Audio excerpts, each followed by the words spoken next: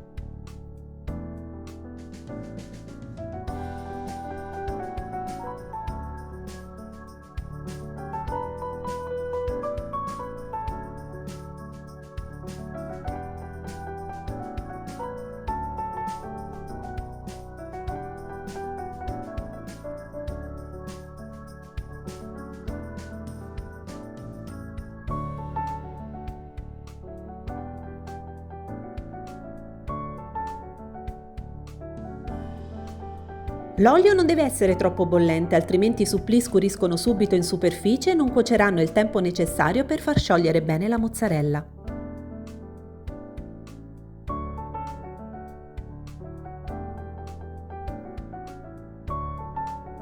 Meglio friggerne pochi alla volta e in un pentolino non troppo basso perché l'olio deve coprire completamente i supplì. Se li calate in pentola con una schiumarola e li tenete così per un minuto, evitate che possano toccare il fondo e friggeranno meglio.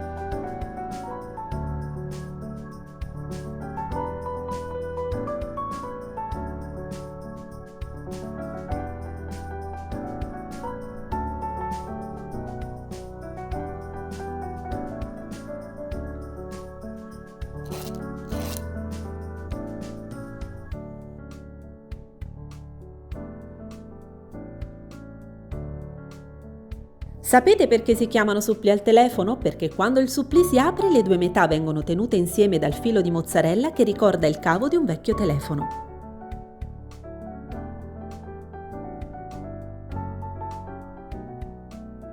I supplì vanno gustati caldi caldi e mi raccomando preparatene in quantità perché uno tira l'altro. Parola di Paolina, vi aspetto nei commenti alla prossima ricetta.